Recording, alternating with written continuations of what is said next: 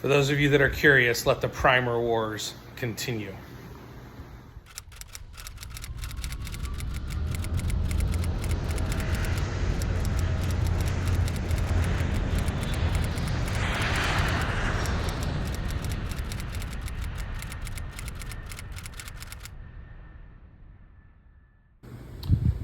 So I set this outside in Texas 3 years ago exactly.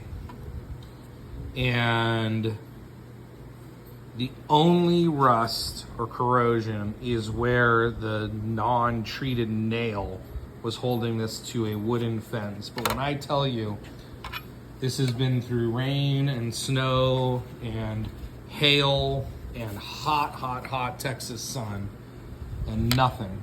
I'm gonna let it go another 3 years or so, and then I'll drill out these rivets. But I've taken a peek under here and there's just nothing happening at all. I mean, yeah, you get some slight whitening, discoloration, but if you look inside of my Cessna 182 from 1979, it's all this kind of frosted white.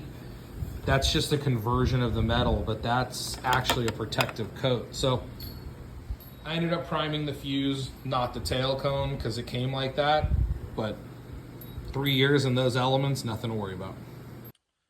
Hey everybody, so I'm about halfway through SL service letter 00096, which is the fix for the F1005 LCP. I looked through my notes and I couldn't find pictures. I am 99.999% sure this was not LCP. And I de-bur every hole, and I do remember a couple parts that were LCP parts that were not critical, and it was really chunky, like when I was de-burring holes, and I just don't remember having any of that. But I've inspected all my rivets because my floor plate isn't on yet, and I actually inspected all this like a year ago when I had access to it all, and no cracking, nothing. But I'm gonna do the service bulletin anyways. But basically, you can kind of see that hole that I drilled out. You replace that with an AN3 bolt. It's a rivet, or it was a rivet that gets replaced with an AN3 bolt. And so to get to it, you have to enlarge. There is a hole here. I don't know what the hole's for. Oh, the hole's for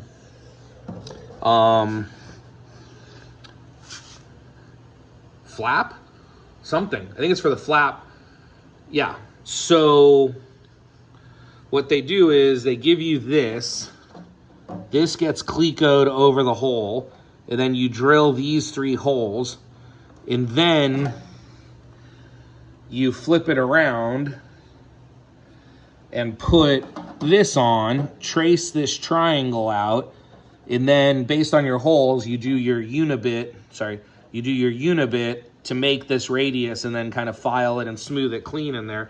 And then that lets you put your 90-degree drill in there, and then you can drill the rivet out. Now, the one thing I will tell you is their equipment list says 2.5-inch threaded drill bit. Oh, okay. Well, it says 2 to 2.5 inches long. I can tell you I have a 2.5-inch number 30, and it's too long. So I ordered, the only one I didn't have, I had number 40 and I had number 30. I didn't have a number 12, but I ordered the one I got off of Aircraft Spruce is 2.1 inches, and that'll be perfect. So I didn't see that it was 2 to 2.5. I was thinking it was 2.5, and I couldn't find a 2.5, so I ordered the 2.1. But point is, that drill bit, the number 12, will be here tomorrow. I'll pop that, I'll enlarge that hole, pop the AN bolt through there, and get that service letter taken care of. I'll update you as soon as that's done. But no challenges there, just a little bit of work. All right, so service letter 00096 is complete. It's a little dark whenever you can see. I was able to get the AN bolt on that side and get it tightened through there. Really happy with how it came out. Same on both sides, so it was a little tricky. I did, I have this 90-degree fitting. So I was able to get this on the bolt or on the nut side and just hold this like that. And then I have this sort of angle driver situation that I was able to fit through the hole and drive the bolt. So I was able to use the electric to get the bolt to almost tight, and then I just sort of had to ratchet it by hand. Unfortunately, the same size ratchet that goes on here I was already using, and I don't have another one.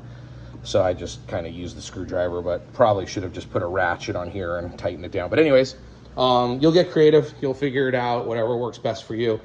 Fortunately, I had not done this yet, so I was able to kind of get my hand in there.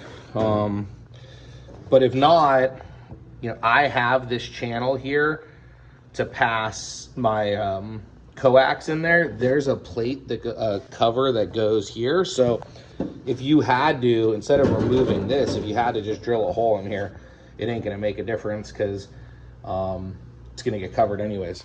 You get a better view of it on that side. You'll see there's a cover that goes in front of that.